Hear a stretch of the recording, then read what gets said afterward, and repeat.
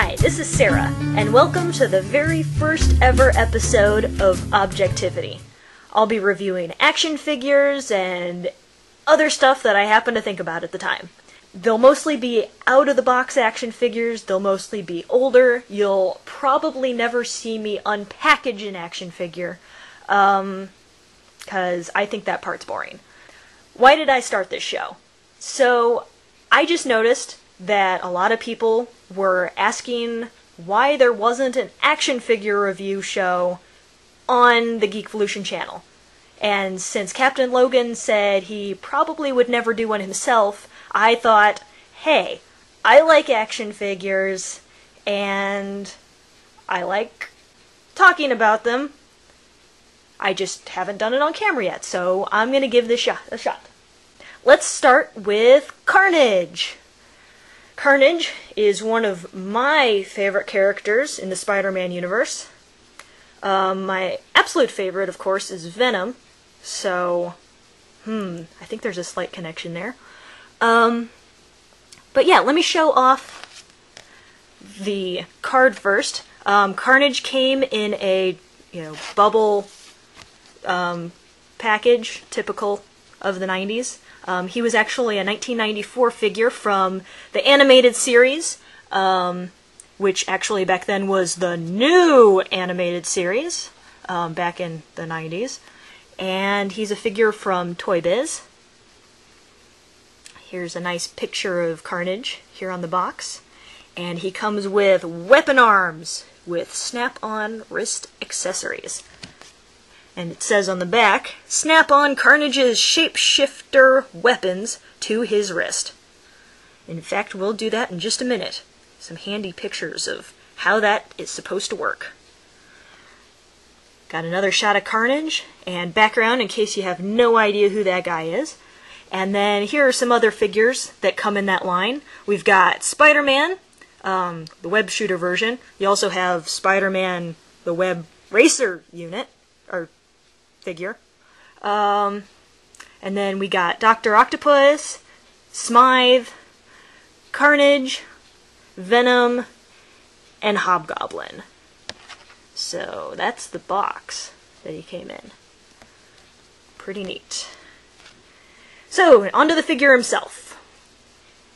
It's Carnage, and he's actually pretty good for a Carnage figure.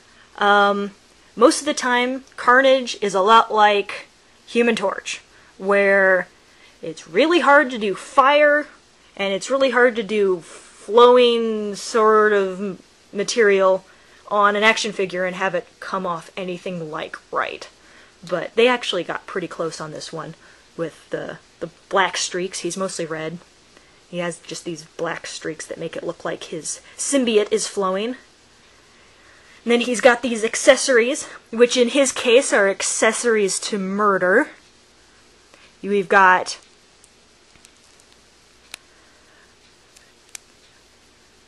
where the symbiote's just flowing. And then we've got a battle axe. And we've got claws, in case he's feeling sort of Wolverine at the moment, I guess.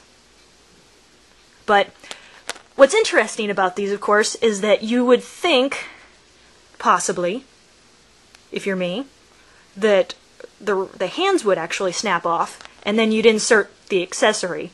But actually, I'm really liking the way that they've done this, because I don't like exchangeable hands, because I end up losing the hands, and then all you have is the accessory, and it's kind of silly. But in this case, they just snap on the wrist, and you see the hand underneath, but it's an action figure, you're supposed to pretend. So there he is. And the one with the flowing symbiote actually snaps on pretty darn well. But the other two, sometimes you have to play with it a minute. Oh, I got that right on. But they fall off if you're not careful. So there we go. Sort of. Yeah, maybe.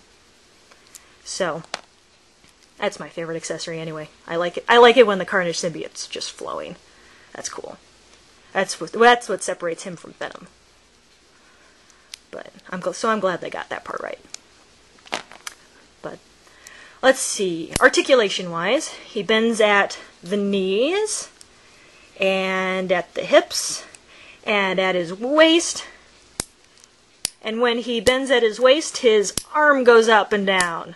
So you do this, and there's a clicking noise. So I'm not sure what's snapping into place. But then you have Jazzercise Carnage, and 1, and 2. There we go. And then he bends at the elbows, and at the shoulder, and then a little bit at the neck. His head moves back and forth.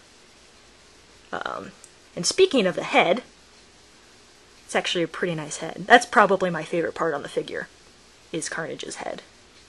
Still really hard to get a Carnage head right, but they actually managed it here, I think. But the big problem, of course, is that you have this awesome picture of Carnage on the box, and there's no way they're going to be able to make an action figure live up to that. I'm sorry. That's just not as cool. But it's the closest action figure I've ever seen to actually look like that. So, impressive in its own way. But I want that as a figure, with all the cool flowing symbiote that they'll never actually be able to do. So there's Carnage. And yeah, he stands up pretty well actually too. So, yeah. Overall, good figure. I'd say I give it I'm going to rate on a scale of 0 to 4, with 0 being horrible, they should never have even conceived of creating this action figure, and 4 being, this is totally awesome, one of the best figures ever made. And I'm going to give Carnage here a 3 out of 4. He is a really awesome figure for the 90s. Oh, I didn't talk about this silly nub in his back, but I don't know what that's about. But he has a ledge there. I guess that's where he puts his lunchbox. Or backpack. But, he is an awesome figure for the 90s. He's not perfect. I am still waiting for the perfect, awesome Carnage figure. But I'm not sure when I will see one of those. So, 3 out of 4. And, this is Sarah. And this is what has been my first episode of Object-ivty, reviewing Carnage. So, there we go.